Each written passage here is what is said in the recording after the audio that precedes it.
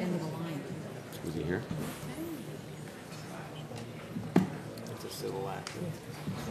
So that meeting needs to move outside right there. Commissioner Oakley, have them move I outside. got him. I got him coming.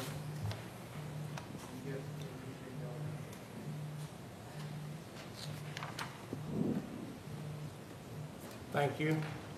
Now we continue with P13. P13 was published in the Tampa Bay Times, May 29, 2019, and June 5, 2019. Good afternoon, Heather Wolf, Real Property and Planning Division. The Real Property team has received a petition to vacate a portion of a platted drainage easement filed by Daniel and Christine Nebel. The petitioners have requested the vacation for the purposes of constructing a swimming pool and surrounding deck.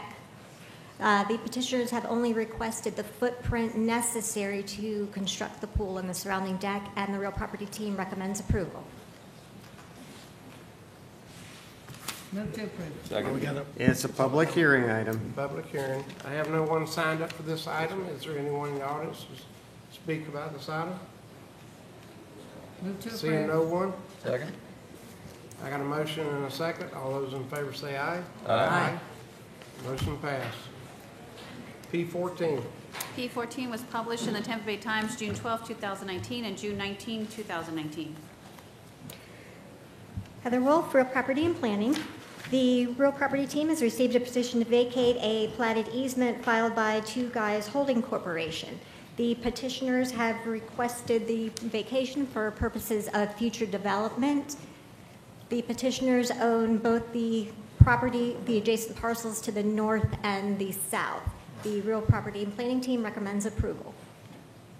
Why is that there? What's going on there? It's one of the older platted utility easements. There's no utilities located in the easement. Oh, my goodness. Move to approve. It is a public hearing item. Public Okay. hearing. I have no one After that, signed I up for move to this approve. item. Does anyone in the audience want to speak to this item? Move to approve. Seeing no one. Second. Got a motion and a second. All those in favor say aye. Aye. Aye. Opposed, like sign. Motion passed. P15. P15 was published in the Tampa Bay Times, June 28, 2019, and July 5, 2019. Good afternoon, Derek Berger, Real Property and Planning Division. The Real Property and Planning received a petition from Anthony Celeste to vacate a portion of a platted drainage and access easement. His house encroaches 1.3 feet into the easement, so the petitioner is asking to vacate the footprint of the house so he's able to sell his house for clear title. And the Real Property and Planning Division does recommend approval. Okay. It's a public hearing. I do not have anyone signed up for this item. Move to Does anyone here approve. want to? Second. Okay. Got a motion and a second. All those in favor say aye. Aye. Aye. Motion passed. Rolling. P16. P16 was published in the Tampa Bay Times, May 22, 2019. Is Caldwell, Public Works. This is a 2019 PVAS non-ad valorem assessment for the east side of Pasco County. Should I go through the entire presentation? I don't need to. I've already reviewed it. I'm sure we all have. Chairman, you good with? You want to go through the whole Does the presentation? board want a presentation on this item? Only if anyone's here to object. Is anyone here, I don't have anyone signed up for this item. Is anyone here to speak to this paving assessment? Seeing no one, move for approval. Second. I got a motion and a second. All those in favor say aye. Aye. Ainsley, thanks for coming out. I've been here all day. Oh, you too, Brandon. P17. I thought he was. P17 was published in the Tampa Bay Times, June 26, 2019. Justin Grant, Public Infrastructure Finance. This is a proposed streetlight assessment for a project that was completed by Community Development. This is a public hearing item. Does the board require a presentation? And is there public comment? Negative, unless somebody's here. Is anyone got here somebody to oppose to it. speak to this item? Come forward.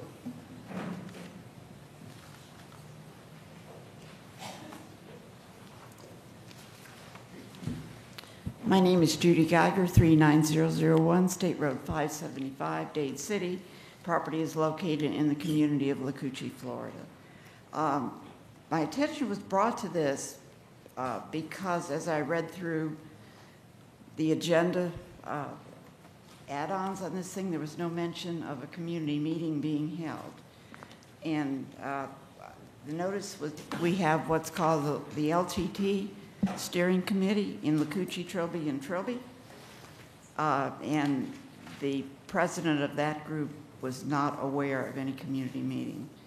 In Florida statute number 197.3632, which is a non ad valorem assessment, which I assume this is, it requires a 20-day notice through the newspaper, and this was published 6/26, that's 13 days ago. So that's in violation of that statute. Also, that statute says that it must mail to all the property owners. I've seen no verification that that was done. Also, in your comprehensive plan, your FLU 2.3.4 deals with rural lighting standards. And if your land development code is 604.5F, it deals with the Northeast Pasco Rural Protected Area Overlay District. And in the presentation that was online, I didn't see anything regarding, it's called Dark Sky. Ms. Starkey approached that earlier. And it's supposed to be the Illumination Engineering Society criteria. So I just want to make sure that those are the street lights that are going up out there. Also, I've been involved with some of the paving assessments out in Lacoochee. And if you talk to the people and help them understand, they usually will work with you out there, but I don't know that y'all have done that, and that's my concern. Thank you.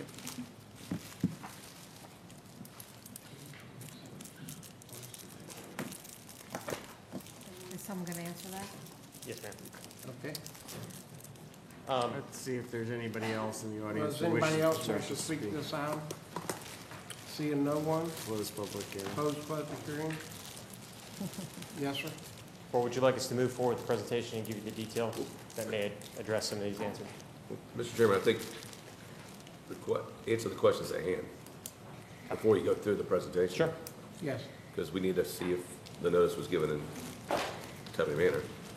So this actually is a community development project. Typically, when we do streetlight districts that are done, they're done by petition, public petition that go through the communities. But by legal, I'll defer to the county attorney for official comment. But we did check with the legal team. The board does have the right to establish these districts and assess them. This was part of a community development project that kicked off in 2012.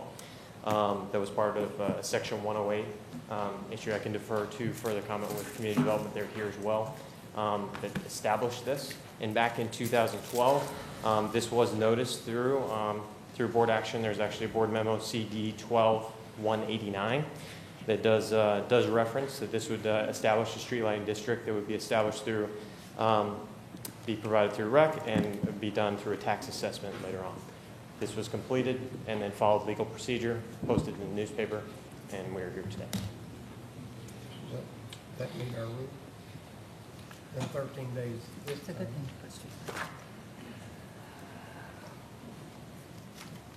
I don't know. Because I don't know whether or not adequate notice was provided, I would recommend that the board continue this to their next regularly scheduled meeting. Move to continue? Yes. Second.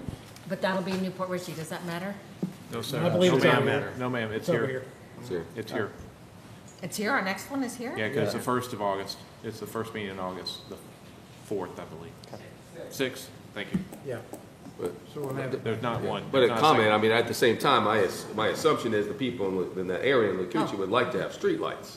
I mean, it's. Yeah. But, yeah, it's very, well, You you sure can't you talk from the want us to audience. You can't talk from the audience. But at the same time, I think the people there, Commissioner or Chairman Oakley probably attest to it. It's, you know, Yes. it's something So very I'm important to sure that area. and it's we're- important we're in that area, and we've been trying trying to to get it revitalize done. it. So It hasn't now it's followed. getting held up for a month and a half, but that's okay. Yeah. We'll just put it off to August. We'll move to that date. Yes, sir. As long as that's the motion. Who gave me that motion? I moved to continue. Okay, Mariano? all right. Like Got a Starkey. motion and a second. All those to continue to August 6th? Is that right, Dave? Yes. Seconded? Yeah. March 6th. Yeah. I didn't second it. She did second. Did I second it? Second. No, I Second. Got a didn't motion and a second. Okay. All those in favor of continuance? Say aye. Aye. Aye. Aye. Motion passed. P18. P18 was published in the Tampa Bay Times, June 22nd, 2019. For the record, Marcy Esberg, Director of the Community Development Department. And I'll try to move through this quickly. Our mission, and this is what this is all about, is to improve the lives of Pasco citizens through homeless initiatives, neighborhood revitalization, affordable housing, and community partnerships using state and federal funding. And today we'll be talking about our federal funding and how we are going to propose using it. So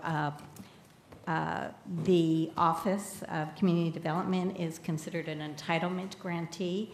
That means that we get a direct allocation of these funds from the Department of Housing and Urban Development.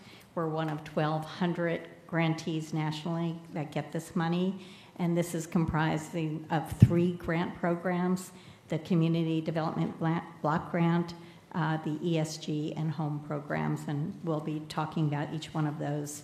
The CDBG program was started in 1974, and we are an urban county, which means that we take care of the whole county with some participating cities. And the goals are to provide safe and decent sanitary housing, expand economic opportunities, and to provide a suitable living environment. So when we're looking at providing projects and recommending projects to you, we're making sure that they meet the goals, the national objectives, and they're an eligible activity. And we're here today because we are having a public hearing on the second year of our 5-year consolidated plan. So last year, the board approved the 5-year plan and 1-year action plan, and this is the second year. And we are, again, looking at the Community Development Block Grant, and the next one is the Emergency Solutions Grant, which is essentially for people that are homeless or those at risk of homelessness. And there are 5 eligible components for that: street outreach, emergency shelter, rapid rehousing, homeless prevention, and the homeless management information system. So the recipients of ESG funds are required to provide matching funds equal to the amount of the grant that they get. And it is required that we collaborate with the Continuum of Care in the process of making the funding recommendations. And the third program is the Home Investment Partnership Program, and that is strictly for building or maintaining affordable housing. So how we got here today is our project recommendation process. So in March of 2019, we sent out a survey which reached a number of residents throughout the county, as well as county employees, and we got over 250 surveys back. We compiled the surveys and what people had said were the most important needs of the county, and we had a grant kickoff public meeting that was advertised on April 16th. At that meeting, we gave technical assistance and explained to our nonprofit providers and partners exactly what the county was looking for and how to fill out an application properly and when the due date was. And we established an 8-member review committee. The review committee comprised of 3 community representatives along with 5 employees from 3 county branches. The review committee reviewed all the applications and discussed their funding options at 2 meetings in June, and we are going to present those funding recommendations today. Very quickly, this is the needs assessment results, and I do want to point out that for general needs, the top 4 were all homeless assistance, and overall, the number 1 need that came back for the county was services for substance abuse. So this is the kind of money that we're talking about. Again, these are, we're looking at basically all the federal fundings. $2.7 million in the Community Development Block Grant, $2.4 million in Community Development Block Grant disaster recovery. The Home Initiative Partnership is a little over $1 million, and then we get another income, prior year's income of $1 million. We use SHIP to match what's needed for home, and for ESG, it's $256,000. We also included in this program income and program income from last year. So I do want to point out that these are our overview of our expenses. The program administration is what is being used to fund the Community Development Office. We do not get general fund money, so this is the money that's used to keep our lights on, pay the staff to just provide these services for the county residents. Included also our money to go into the Slum and Blight program, housing activities. You talked about Lakuchi today and the lights and the paving. We took a Section 108 loan several years ago and have been using that to do the work there, and we have to pay that out of the grant fund. We pay that back every year, a little over $1 million. The CDBG DR. I'm sorry. We got a loan for $1 million, or we paid back $1 million every year? We got a loan for $27 million, or it was a lot more. It was $20 million, and we pay back $1 million of it every year. We're using our block grant to pay it back. That's what a Section 108 is. It's a loan against your future entitlement. And That was the Tommytown project. Correct, The board in completed Lakuchi. multiple years ago. right, we Yes. paved roads, right? There was all dirt roads in Yes. there and stuff. So how many years left do we have? 7. Oh, good. Okay. Chipping away at it. Yes, slowly. And then we have our city fair share allocations. These 3 cities are part of our urban county agreement And why is Newport Richey not there? because they decided to opt out. And so they are no longer taking entitlement funds from the county. They are seeking them on their own as a small city. Okay. And do we know what these cities do with these funds? Yes, they have to meet a national objective, do an eligible activity, and they work with us to ensure that they're doing that correctly. They might build a sidewalk or do renovations, things like that. Mr. Chairman? Yeah. I'm just curious, can you back up one slide? Oh, now you're asking me to do something different. Yeah, I know. What does the town of St. Leo do with that money on that Yeah, 40-foot strip? I do not know off the top of my like head. history I'd have to of what get they've back done to you with with that that. money. Well, Sometimes they, we're being asked, sorry, let me keep going. We're being asked to approve something, so I think we need to know what they're doing. this is not, actually it isn't. This is just their funding amount, not their project. I understand that, but who's approving the funding? You are, but you're doing that in August. This is just a public hearing, so I could have that information for you in August. Yeah, We'll get to And the not just answer. this year, we want to know what they Sure. have been doing So- with them. Be happy All to. The of them, board actually. every year, I know what's going on, but I'd like to know what people We'd do. like to know what yeah, they're doing. but the board every year provides a subrecipient agreement, signs a subrecipient agreement with all these cities about what their projects are, so that Do we see that, or ju- just? You see that. Oh. So we won't get that till August, is what you're saying. You probably won't even have that agreement till August, but I'd be happy to report in August what they've used the money for in the past. Or what they did in the past, it'll be fine. So this is just to show you that on the positive side, we did a lot of outreach this year and made sure that a lot of our agencies knew that we were doing this process, that they could come in for technical assistance, and that with a new group of people in the Community Development Office, we really wanted to reach out and engage some new subrecipients. And so we found that our percentage of asking for money was considerably higher than the money that we had to give out. And as you see, for our development projects, it was 44% over for public services, 50% over, and for ESG, 38% over. And let me just explain with this slide being up here. So you see that for CDBG, we get $2.7 million. 20% of that goes, again, to fund our office and our office activities or administrative things. After that, 15%, and only 15%, can be used for public services, that it would be considered social services, human services activities, and then the remainder can go to the development projects. So that's important to keep in mind in case you want to switch one thing to another, because they can't usually switch. So here is the key is the recommendations for funding, and let's start with public services.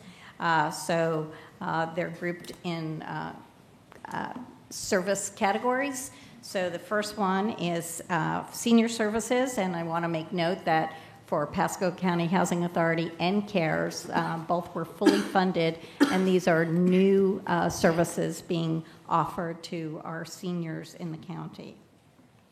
The next area was around employment training, and also they were not fully funded, but they were funded to the ability that we could, the eligibility. And one was for Connections Job Development, and the second one, Vincent Academy, was the operations, and you'll see under development that the committee is recommending funding the structure of Vincent Academy. They just had the groundbreaking recently, the last couple of weeks ago. So this is to hire staff to continue to do the work of the building that they're getting ready to build. The third category is for services with persons with special needs. Pasco Kids First is a trauma-informed practice for children, and this is a new project for the Community Development Department, not a new program, but a new project to us, and Lighthouse for the visually impaired. This is an outreach program that they are starting from their new building. Our last two groups are on services for the homeless and substance abuse. Again, I want to make note that that was considered the highest need among our survey responses. So Metropolitan Ministries, Volunteer Way, we are recommending funding 2 of the 3 applications that they put in. Gulf Coast and West Care is an adult drug court. And a new information to share with you is that Gulf Coast has actually has rejected the grant. We were not able to fund them completely. They asked for $170,000, and we did not have full confidence that this project could go forward completely in that way. So we offered to do one part of it, and they did not want to proceed. And then lastly, Good Sam, we do some work with them on free medical supplies and prescriptions. So in addition to this, because we have some extra money, the next rated project on our list, let me go back, is Officer Friendly, which we originally were not going to fund, but now we are going to recommend funding them for $58,425. It is the combination of the Gulf Coast money and still unallocated money that we had. So that would have been the next one in line.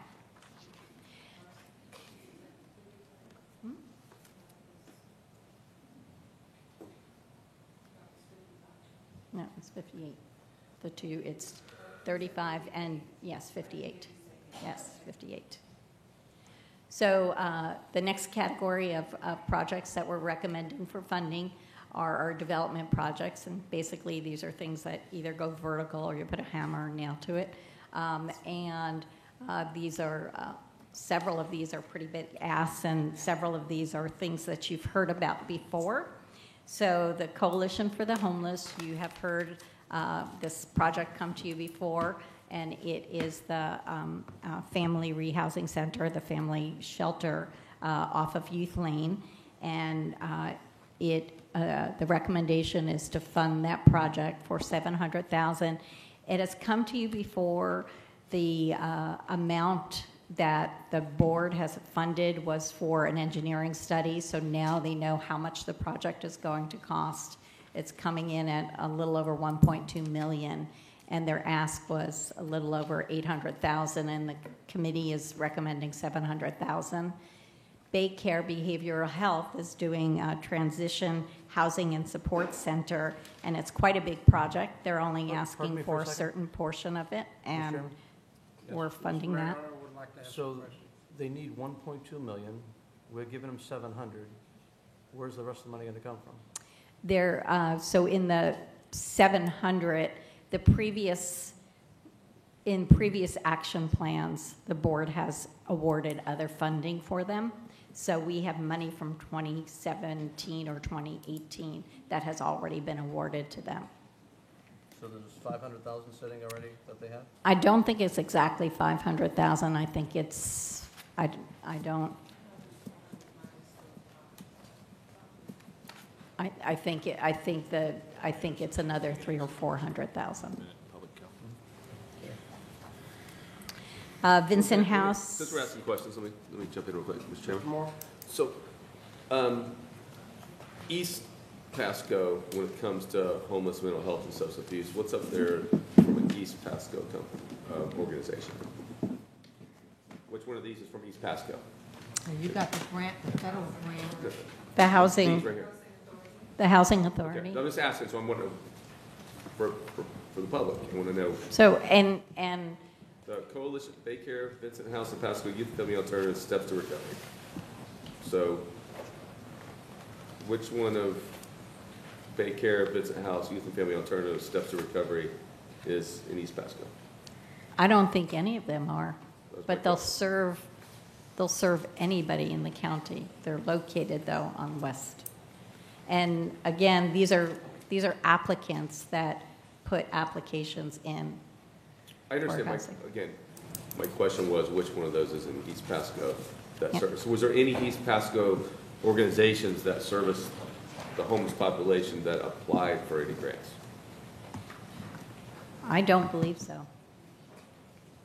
No. No, Steps is, this particular house that Steps is a veteran's house, and that is located in Newport Richey. Youth and Family Alternatives is located in Newport Richey. So that's an air conditioning repair. And Vincent House is, again, the funding to go vertical. They have gotten significant funding from the state. This is adding to that funding. Okay. And so there's no East Pasco organizations applied for anything? Not on this list. Yeah, but, okay. Habitat, So not, yes. No homeless, mental health, or something? No. Okay, thank you. And then the CARES came in to update their sprinkler system. Lastly, for home development projects, the Pasco Housing Authority came in with an ask of $1 million for their 77 units off of Massachusetts Avenue that they're building for veterans. And in addition to that, we would put money aside for housing activities and that are administered within our department. What's a CHDO?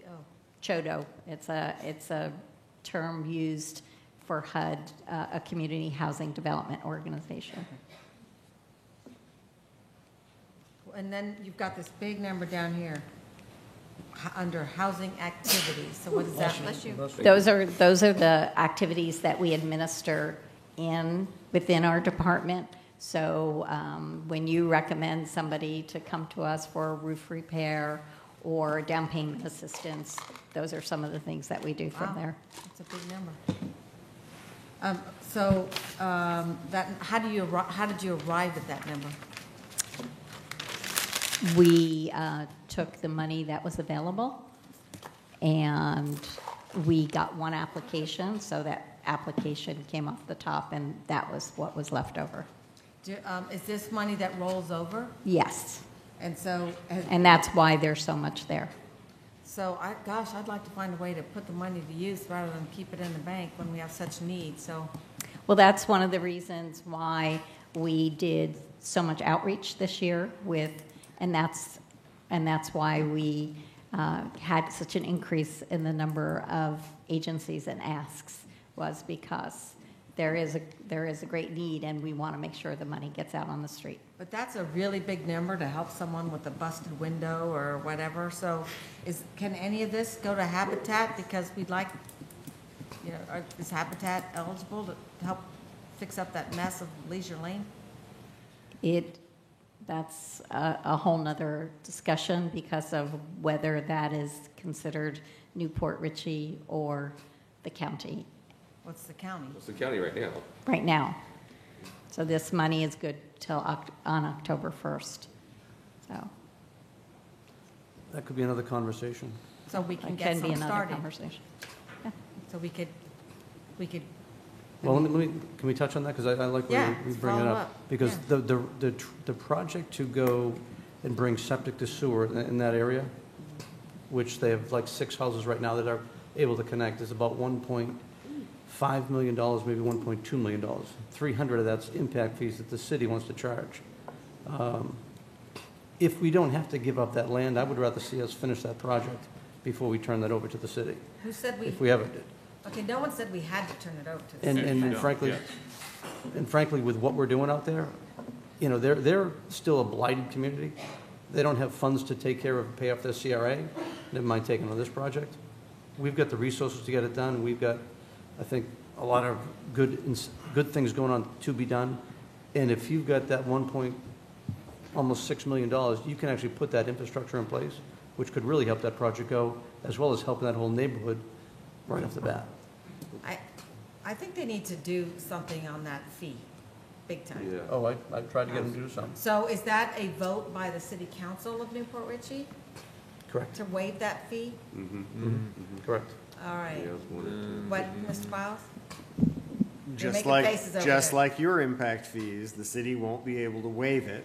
They would have to come up with that funds from someplace else. Yeah, but they're paying themselves. It's an The enterprise fee- fund. I know, but they're paying the money to themselves. There is another option, if I could. The other option is, we have capacity in our plant, I think, that we could actually use to put it into the county system instead of their system, as far as utilities go. Mr. Chairman? Mr. Chairman? I just want to ask a question to Commissioner Mariano, since he's obviously working with them on this. So what was the number again for the impact fees they want to charge? Over 300 grand. I'm sorry, how much? Over $300,000. Over 300. I asked the city manager and one of the councilmen if they would go and put a motion to go waive these fees. Never happened. Never agreed to go do it. So we talk about everybody doing their part for that area, and I know it's been a big concern.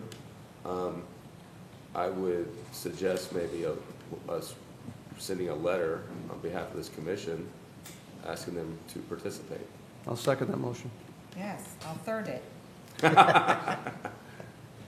Oh, call a vote? I mean, seriously. We can do that, but we probably aren't doing it after the public hearing. What? No, it's just we want to draft, get a Draft letter drafted. I mean, we're working hard to Draft a fix it letter, up. You They can get do your their part. assistant, or you draft a letter, get it to the chair to, or I'm okay all with the that. You give it that, Wells? Commissioner Wells? Yeah, I'm okay with that, yep. You okay? We're all okay with it. Draft a letter. So, Good. okay. You have some more? I have one more. The ESG project recommendations, there were 5 emergency shelter applications that came in who were all funded, at least partially, with their requests to operate their emergency shelters. And then the Coalition for the Homeless came in for a request to help operate the family services shelter that they will be renovating and opening. In addition, the Coalition for the Homeless also requested funding for operating the Homeless Management Information System. HMIS is the database management system that is used to document and assist with serving those persons that are experiencing homelessness, so they don't have to retell their story over and over again and re-traumatize, but the information comes in once, and then agencies are able to assist knowing the full story of the person that is there. Chairman. So those are all the Let me projects. stop you real quick if I could. Just go back real quick. So the Homeless Management Information System, for any organization, homeless organization that helps those in need, are we requiring them to use this system if we're going to fund them? Yes. Okay, so the one I'm thinking about is going to, because right now they're not using it. Because it's important, there's so many different, everybody's on their own little silo trying to hide what they're doing for whatever reason. They all need to be on the same page. It's going to help our funding, it's going to help, it's only a positive. I just want to make sure, because I understand there's still a nonprofit that may not be using the system. I want to make sure that we are, before we give them any funding, we are ensuring that they're using the system. So Kathy Pearson, Assistant County Administrator, Don Anderson is here to answer that, but I just want to add one more thing. Okay. We supply this $81,000 so the not-for-profits do not have to pay for that license. That's the big key. So yes, we are requiring. Is this an annual license or a purchase? So I'll let Don. And how are we ensuring that they are going to use it? So, and I also want to put a caveat that if for some of our providers here are domestic violence shelters, and they do not have to Well, be a part of I didn't this. really mean these providers. I meant some So previous I providers. just wanted to make that. Don? Good evening. Don Anderson, 8418 Corey Drive, Newport Richey. Good afternoon, good evening. Yeah. The HMIS system actually is the HUD Collaborative Partner and Lead Agency. We're required to use that, and anyone that we provide funds to are required to use it as well. So we have a subrecipient agreement, much like the county does, with anyone they provide funding to, and part of that is that they provide it. Also, in our continuum of care, which is anywhere from 50 to 80 organizations, to participate with us if they're doing any type of work with the homeless or those that are at risk, they too have to use the HMIS system. I guess my thing is, that how are we holding them accountable to make sure they're using it? Because I know there's some that are not using it now. That's true. Which they're doing great things. I mean, they are doing Yes. great things out there, but Yes. we need to all be on the same page because it's only going to benefit our community. It benefits So, everyone. okay. All right. I would We'll make just like certain to- of that, Commissioner. So let me ask my question, is that a purchase or a lease? This is the license agreement. It's an annual basis. We pay on a monthly basis, and this covers our instance of it as well as the licenses for, let's say, Metropolitan Ministries, one of our largest users, probably has 25 licenses. I'm throwing that out, but all the way down, we have several organizations here from the east side. Kathy Hunt from Restored Hope, and I think who else is here? Okay, wait a minute, so it's $81,000 a year to use the program? Yes.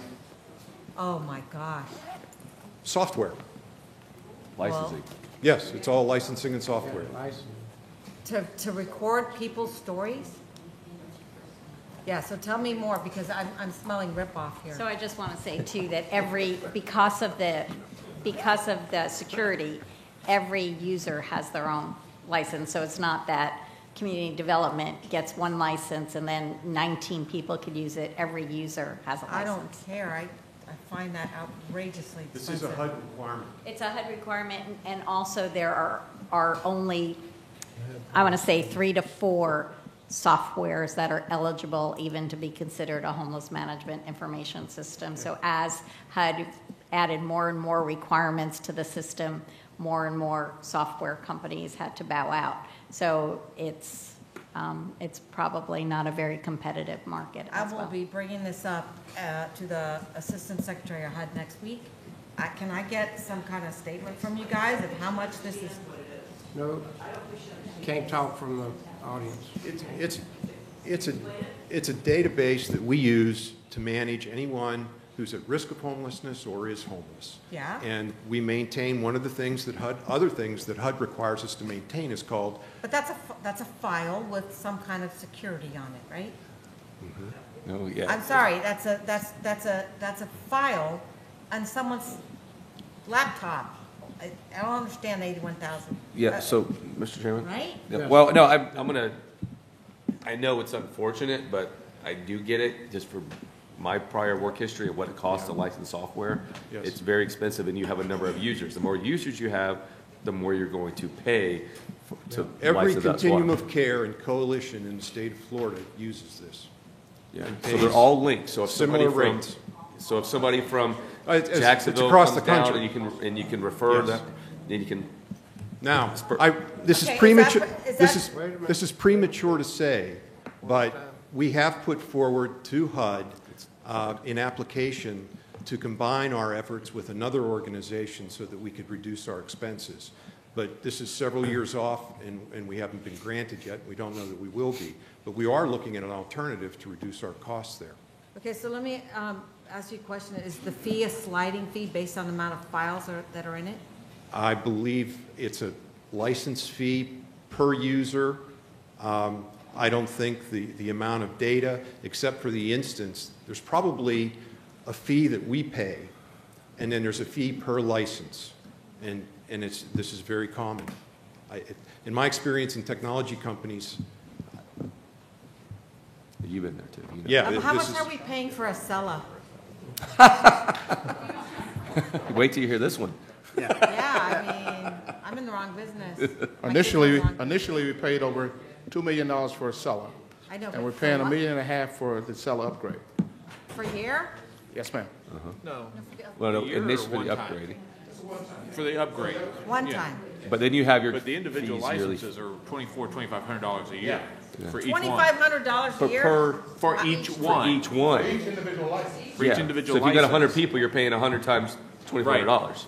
Right. That's just the software business. I know, I'm with They're all you. living in these fancy mansions. I will add, there are some Ripping us all off. coalitions and COCs that charge their not-for-profits a license fee. We elect not to do that because these Yeah. are smaller organizations Exactly. that we need them to do this in order to provide all the reporting that we do through HUD is done through the software. It's a direct download. It's just part of the system. Yeah, Mr. Chairman? I used to do list management, so Yeah. it's not that hard, really. Yeah, so. I also wanted to add Well, that. sorry. All right, Thank Mr. you. Moore. So obviously, Restored Hope wants to talk to Samaritan and then vice versa. They all can be able to access all this information together so they can help, obviously help these individuals. So they're all going to have to be licensed. That's just, unfortunately, it's the bottom line. It's just the way it is. Nothing they can do about it. I know it's costly, but they all have to be on the same system. I'm going to make an assumption. I think that's probably why most of them are here today, to support being a part of that, right? Is that nod heads? Can't talk, you can nod your heads, okay. All right, cool. I also just want to say that HMIS and our work with HMIS impacts bringing in other funding into the county because HUD requires it. So it's an investment of $81,000 here to bring in just shy of $1 million of continuum of care money and money from other sources. Good point. Thank you. With that, removed for approval? There's Public hearing. So this is just a public hearing. Yeah, and we will be back again in August with presenting the projects and the 2019 action plan for your motion to approve. Okay, it's a public hearing. We have 3 people signed up, and clerk will read out the names. First person signed up is Suzanne Taldone, followed by Mary DeSilvia and Don Anderson.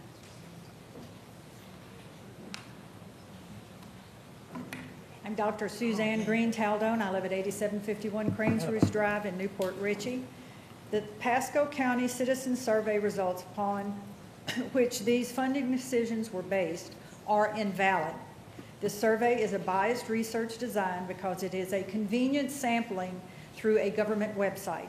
The results are not valid and do not represent the thoughts of the constituents of Pasco County. This is Survey Writing 101, and this is not a sophisticated interpretation. Restated, there is no validity to the results due to the faulty study design. Only those really looking for it completed the survey. It does not represent your constituents' thoughts. There is no research data presented here that can provide evidence or direction for funding decisions. Just because the commissioners have not had this method, have utilized this method before, does not make it acceptable now. Before, you were not aware that these results were false. Now you are. Plus, there was no exclusion of those people who will directly, personally receive funding or payments from these government funds. Therefore, biased results. There is no exclusion for governmental employees that will be supervising or deciding these results. Therefore, biased results.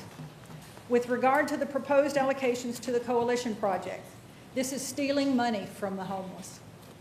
When we take $1 million and throw it away on 2 little buildings to give Pasco duplicate services already available, it is a travesty. Stop enabling stealing of funds from the homeless. Give the money directly to organizations like Metropolitan Ministry and the Habitat for Humanity that can actually help the homeless. Stop enabling other organizations to steal from the homeless to build bricks and mortar.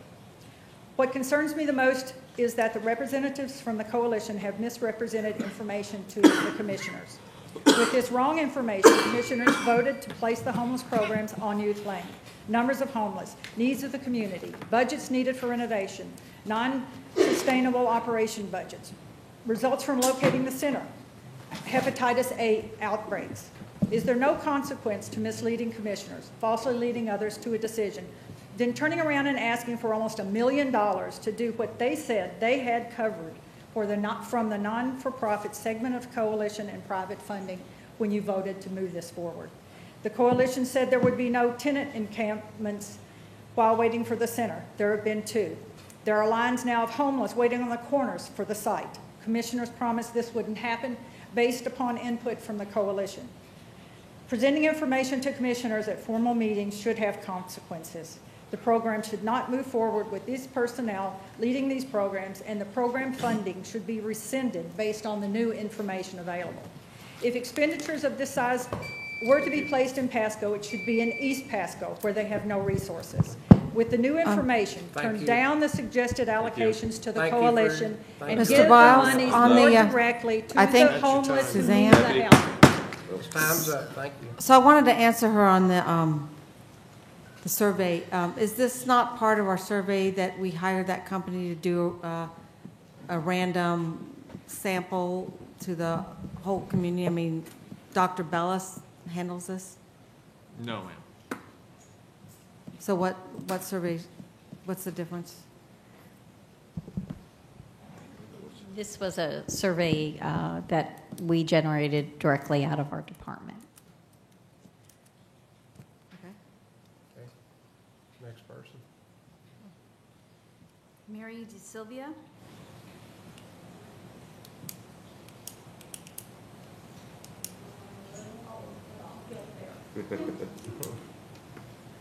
Thank you for SunWest. How's You the whole took me board? there Jack's before it Park. was, when you were just trying to get it going. And Ms. I don't DeSilvia, know you have to if, state your name and Rob address. from Ma'am. Barracus is here. Ma'am, you need to state your name and address. Oh, I'm sorry. Okay. It's Mary DeFlavis, and I live at 8508 Berkeley Drive, Hudson, Florida, Beacon Woods East. And my plight is the homeless. And we must take care of the homeless. That's up to us as good citizens, wherever they are, not just Hudson, but Newport Richey and all around the USA. People have been hurting for several years. And I believe there's a place where we could put the people in a shelter, because the police are putting up signs saying no trespassing, and then they're arresting people and taking them to jail. Now, because you're poor, doesn't mean, if you don't have a home and you're sleeping in the woods and you get arrested, that's horrible. And my grandson's he's going to be a police, well, really, he wants to go to FBI, but he's enrolled in the police academy. And my granddaughter also is, her fiance is a policeman, so I'm not against the police. They're only doing their job. So I'm thinking, how on earth could, Julie feeds 50 to 100 people at the Three Crosses over on 19 every day. And she don't get a salary. She does it out of the goodness of her heart, her and her husband.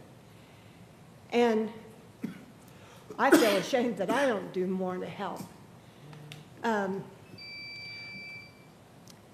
thunder with that. No, you can keep going, you got another minute. But I think the Boys Club and Girls Club, Mr. Anderson, would be available, that they could go to a shelter. Then they can get a shower every day, they can get dressed up and go find a job. And I know it would work. And I'll add one more thing. The drug dealers need to go away forever. Agreed. Lock them up. Forget the little guy who's using the drug. It's the dealers. We want to get rid of them.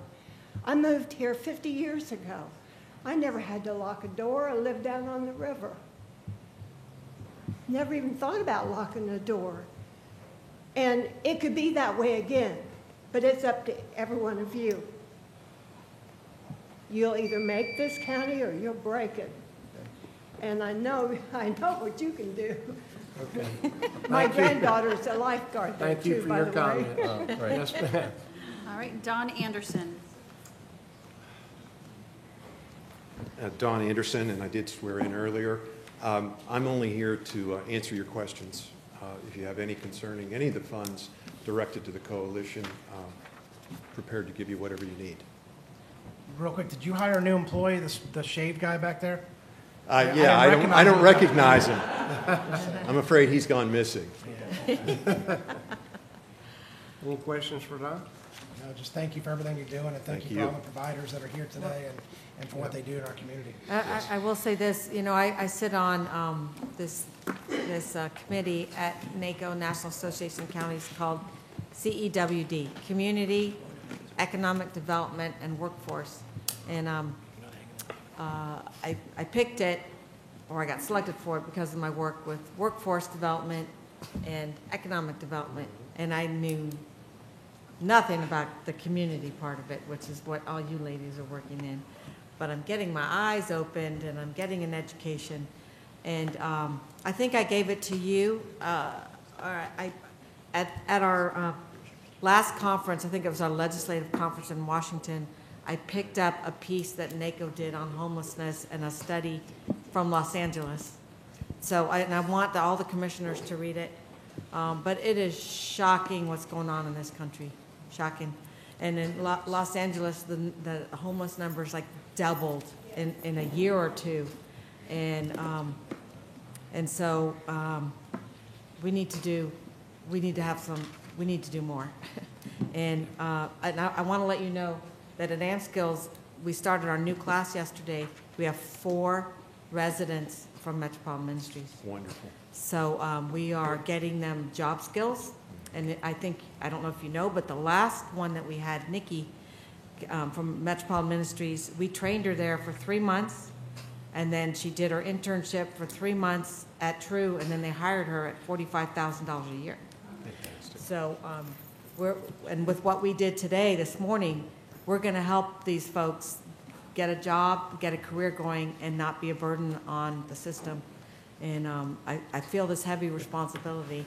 And I'm really glad that you're here, our new lady. And it's a big bite to take out of our budget, this $1 million, but we need to do it. And so thank you for all that you do. Thank you very much. Anyone else in Mr. the Chairman? audience to speak? Mr. Chairman, well, Well, wait a minute. I'm sorry. I got other, this is still a public hearing, so we've got to finish. Well, line up. We want to go Line home. up.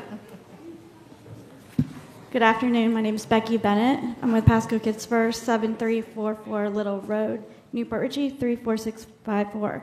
I'm just here to simply say thank you. This was our first time applying for the Community Development Block Grant, and it was awesome to work with the Community Development team. They were very, very helpful applying for this federal grant. All of our services are focused on child abuse and neglect. We've been serving all of Pasco County for 30 years now, since 1989, and this funds, if that you're considering approving, will support our trauma therapy services. Last year, there were 6,600 child abuse reports in Pasco County, and we provided over 3,200 counseling sessions for trauma therapy for children who have been abused or neglected. We also, since I have a few more minutes, just want to say thank you for your support of our SAVE program. Pasco Kids First is a provider for the sexual assault victims exams. And last year, we had 70 adults and 50 children who received those exams thanks to Pasco County funds. And do you have any questions regarding Pasco Kids First? Thank you. No, thank you very much. Thanks for the great job you're doing. Thanks. Still in public hearings. Next. Hi. Do I have to say, I have not been sworn in. You No, did. Kathy Hunt, All you need to do is give us 12838 your Lake name and Jovita address. Boulevard, Dade City. Okay, there you go. Do I have to say anything else? No. I'm director at Restored Hope, for those of you who don't know. Restored Hope is located here in Dade City, and as a smaller nonprofit, I did not know that I could apply for these funds. That's why there was nobody from the east side that applied. I had no idea. I've always applied just for the other ones. But I wanted to let you know that we really need that center over on the other side. Even if our east side people, our families can't get over there, it's going to help a lot from Central and from the other side. We have had such an increase in the number of people that we have helped over here. It's just mind-boggling. We are now deepening our relationship and our partnership with Metropolitan Ministries so that we can expand. We are just completing a shower project at our center. I've got a shower for men and a shower for women, and it should be done within the next month, and then we're going to be able to help them. And it's right next to where we have a washer and dryer so that our homeless people over here on this side have access to clean clothes and a shower once a week. I've never worked with homeless people until I got into this business. So for 6 years, I've been working with them. With the camp that was over in behind the old Sweet Bay, if you could have seen these people living last summer, with the heat we had last summer and the rain we had last summer, they got flooded to the point where they had to come up on the street. And it's just no way for anybody to live. Now, granted, some of them have mental health issues and some of them have substance abuse, but the ones that are back there with kids and families, they're the ones that need to be moved into a shelter somewhere. So I appreciate everything you guys are doing. I just wanted to let you know what we were doing, and thank you very much. Thanks, Thank you. Name and address. Yeah, my name is Paul Bathrick, 36052 Coleus Avenue. I'm the Director of Operations for the Samaritan Project. We're a homelessness outreach covering East Pasco based out of Zephyr Hills. We're part of the continuum of care, and we are locked into HMIS. We've got 2 users that benefit from the coalitions paying for our people to use the system. We need more.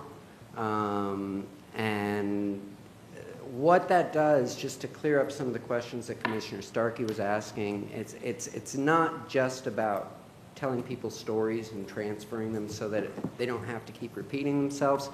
It's about keeping up with their case notes from organization to organization, and it updates in real time. So it's like an intranet that we all use to keep track of who's where. It helps us prevent people from double dipping. It helps prevent duplication of services across the board. And so if somebody comes into my office and asks me for services, I can pull up their HMIS, I can look, and I can see, did they go to Restored Hope last year? Have they already asked for this service? Are they telling me the truth? You know, so that, it's invaluable, and it is ridiculously expensive. Someone's making a lot of money on it. Someone is making a lot of money on it, but our last fundraiser, we raised a whopping $850, and we try to do so much as such a small organization. Roxy and I took the day off volunteer to come do this. We've got a great staff of volunteers, so our office is still open. But, you know, they're giving people answers that we don't like having to give. I have taken to preemptively tempering people's expectations when they come into my office by looking at them and saying, the first thing I need to tell you is I don't have a place to put you. There are no shelters. There are no shelters. In Pasco County, I guess we got Rope on the other side of the county. We got Jericho on the other side of the county. Neither of them take families, you know. So we need something for singles on this side of the county. But, you know, right now we're just talking about a family shelter on the other side of the county, and it's met so much resistance. And in the meantime, the people who don't have the means to support themselves, who don't have a decent family support structure, are wandering out into the woods to die. What are we doing about it? Thank you. That's all. That's all I got. Thank you. Hello, Commissioners. My name is Bill Carroll. I reside at 38308 Collins Avenue, but that is only due to the case of 2 private individuals and their ongoing passion and support. All I know in this life is none of us know anything for sure. We have beliefs and we have ideas. Sorry, I'm not very good at this, so I'll do my best. But as a 13-year-old kid growing up on the streets of Alabama, all I knew about people was they care for themselves and they're mean and hateful. My abusive father reaffirmed that idea by throwing me out of our kitchen window and telling me to come back with respect. So I lived homeless for the next 15 years. At the age of 28, I was sleeping in parks, behind churches and dumpster corrals, anywhere I could, while fighting to provide for my wife and my child while they were bouncing from couch to couch just so they had a roof over their head. Having to rely on the kindness of strangers will show you a lot about people. Sometimes the ones that help the most are the ones you least expect. I'm happy to report now, I've learned respect. I never went back to my father, but I have learned that there are people out there that look for the best in others, and I respect that. Thanks to organizations like the Samaritan Project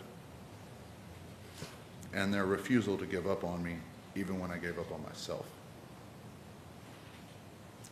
Thanks to private individuals who gave me and my family a place to stay and a job, I'm not homeless anymore. I respect those who show kindness to others when they're struggling. I hope to be something to those that need it, and if my story can reach people, I hope it does. Slowly, one day at a time, I'm learning to respect myself. And that's a result you can't quantify with numbers. You can't measure on a scale. Organizations like the Coalition need more funding. They need more options for families like mine. I can only think of all the good that may come from it. Thank you. Thank you. Thank you. Nice. Good job.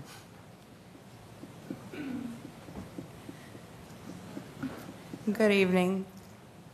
Good evening, Commissioners. Roxanne Geisenheimer, 36052 Coleus Avenue, Zephyr Hills. I'm the Executive Director of the Samaritan Project, a low-barrier homelessness outreach and prevention center located in Zephyr Hills. We serve homeless and at-risk citizens of Pasco County. We focus in East Pasco, but we'll help all across the line. We don't believe in imaginary borders like that. We are an active member of the Continuum of Care. We use HMIS, and we work in partnership with the Coalition for the Homeless of Pasco County and collaborate with many social services organizations in the area. Our organization stands in full support of the Coalition's requests. I would like to focus on the proposed family housing center as a solution for families with children who are desperately seeking a clean, safe, and supportive environment in which to reestablish stability. As this is a large ask and historically has been met with aggressive opposition, we are thankful to the individuals, businesses, and churches who help us to look out for those who need it most, but it shouldn't surprise you to know that securing financial support for homeless initiatives is very difficult. In monitoring fundraising trends on Facebook, which are indicative of societal attitudes towards charitable causes, I found that animal welfare and extracurricular athletic activities are exponentially more successful than those that are aimed to serve families and individuals who lack even their most basic needs. I in no way intend to diminish the importance or the value of such causes, but I do believe that this suggests that our collective priorities can be grossly misaligned with our responsibility to protect and maintain all of our citizens' abilities to obtain a quality of life that supports simple human dignity. If we were in the business of working with cute puppies or even cuter sports kids, we might not have to fight so hard for the basic needs of those that we serve. But homelessness isn't cute, so every week we meet new families who have nowhere to escape the heat or cold, nowhere to bathe, nowhere to cook meals or store groceries, let alone insulin, antibiotics, or meal replacements, nowhere to put their children to sleep safely, while also facing limited access to food, clean water, restrooms, transportation, hygiene products, health services, childcare, and affordable housing opportunities. I believe I can confidently assume that these things nearly every person in this room has access to, and much, much more. Not many people here know firsthand what it's like to rise above those circumstances and put their life back together, piece by piece amidst the struggle. I do, and I have. And I will tell you it's very, very hard to build your life anew without a foundation to anchor it to. This facility would provide that kind of foundation. Thank you. Thank you. Thank you. Hi, my name is Julie Kolb, 13129 Sherman Drive in Hudson. I wasn't planning on coming up here today, so I really don't have anything written, but my husband and I do operate a community resource center on US 19. We serve the homeless and those at risk. We've been there for over 10 years. It's called ACTS, Abundant Commodities to Share. Everything is free for those in need. We are right in the center of the major homeless area on US 19, especially where everybody's being trespassed out of the woods and being pushed out, which I understand that. One thing I would like to request, which we had several years ago on our property, we're on 2.5 acres, and when our business is closed, we do have, trouble with people staying on the property after hours because of vandalism and fights and things like that, but what we had was very convenient. We had a porta potty on the property so that the people would have a place to go to the bathroom as they're passing through, where we are located next to a waterway, so the porta potty had been there for a long time, a few years, and then I know that that is a permit use item, and at the time we didn't know that. We just hired it and had it on there, so it had to be removed, but I was asking again recently if we could get an exemption and have another porta potty put on the property. It does help, as you see in the neighboring businesses. They have nowhere to go to the bathroom. It's at our front door when we walk in the morning. The neighboring shed company business, she finds it in her sheds that she's trying to sell. It is a problem. And then I'm all for the Navigation Center also. There needs to be a place. I don't know where it needs to be. I was at a meeting not too long ago, and a school board meeting, and they talked about closing Hudson Elementary School, and somebody said use that for a homeless shelter or a basic training type of a place, which it's already it's an institution, so it's already zoned that way, so it could possibly be another idea of where to put the Navigation Center. But I thank you for your time and have a blessed day. Thank you. Hi, I'm Samantha Leslie. I live at 7540 Wimpole Drive, Newport Richey. I was an inmate. I was homeless in the city of Newport Richey. I'm actually a recovering addict. I'm a leader at Celebrate Recovery, and I was going into Land O'Lakes jail for over 1.5 years, speaking to 30 to 35 women twice a month. Out of that, I realized what we're missing in this county is transitional living. There is nowhere for us to go. Once we get caught up in the system, there's usually nobody left. Our family and support is gone. So we end up coming out of jail, and then we're back on the street, and we go back to our dope dealer, or we go back to the person, and then we're caught up in sex trafficking, human trafficking. All of this is going on in the county. So I actually have created myself as well across the United States a Jobs for Felon network. I just came back from a 3-week trip. I was hitting 19 different states speaking about my story and my testimony and how I got out of the system. I've said this before in other meetings. The system, it did hold me accountable. It did make me change my life, but I had to go outside of the county to get help. The girls that are coming out of the jail that I mentor to, they have suffered sexual trauma, domestic violence, but there's nowhere for them to get help here. And as you see, I think these funds that they put up here is ridiculous amounts. I think it should be $3 million. It should be more. And the fact that $1 million seems a lot to some people is almost disgusting, because you're talking about human lives. And when we come out of jail and we don't think there's opportunity or resources for us, what do you think we're going to do? We go right back to that life, and then we OD and we die. So, into that sense, you have treatment centers, and you do have these other facilities around, but unless you're on their prescription drugs, they're MAT, they're not going to get funding, so they're going to keep us on medication, which I went through that as well. So, my thing is transitional living is a must. I've been going around creating awareness, trying to find private fund, private lenders, private investors, because I can't get help from the city or the county. I'm super passionate about this because I'm mentoring these girls myself. I'm putting gas in their car. I'm getting books from churches. I'm going and meeting with them. I'm training them to get them jobs. I don't get paid for this. I run my own business. It's out of my time. And we should be giving 3 times the money these ladies are asking. This city and county needs to step it up. Other counties are doing a lot more for their citizens. And I feel like Pasco is kind of behind the times, but I feel like you guys see the problem, and maybe we can change this going forward. Thank you. You should give your information to Kathy. And Kathy, you know that young man that's working for that company that I introduced you to? He's the older brother of my kids' friends from River Ridge. I'm trying to think of his name. Who works for that company that helps people go into that drug, get drug free, and they pay for it. Remember, I hooked you up with them. Okay, I'm gonna find out his name.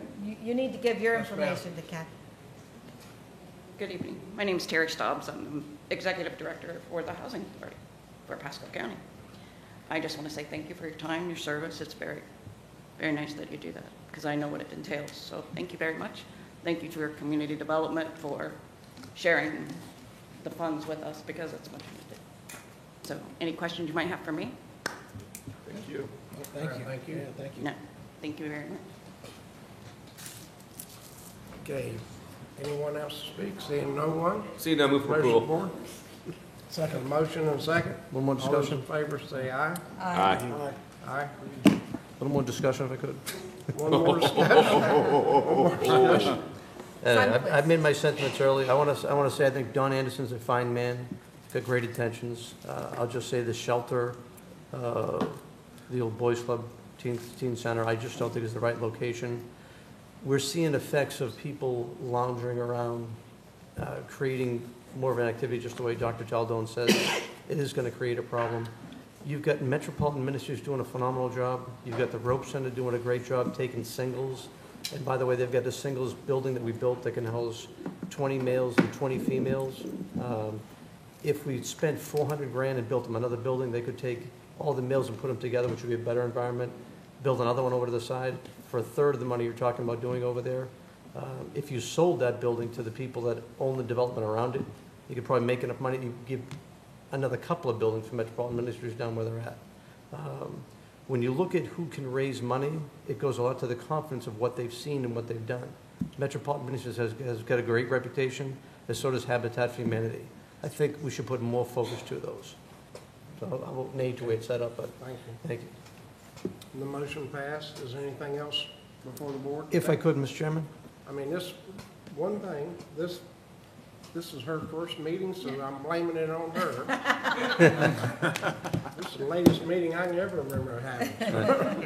Before we adjourn, Mr. Chairman, I wanted to bring up as far as stormwater, Timber Oaks, and I want to say from our staff, our team, this whole board supporting that whole stormwater issue that was out there, has gone through, it's funded, it's closed up right now. I don't think we need to keep that a basin of special concern anymore. We went from 3 million gallons of storage for stormwater to 93. Those people are safe. The lake out there looks great. That was going to be apartments. Looks fantastic now. So if staff would bring something back and advise us to what their thoughts are with it, proper engineering and thoughts, to bring that back as far as an item. Okay. We'll, I know we're looking into that. I got a meeting, I think, set up with Public Works to talk through that process. Okay. Thank you very much. With that, we adjourn the meeting. Good job, Nikki. Anytime.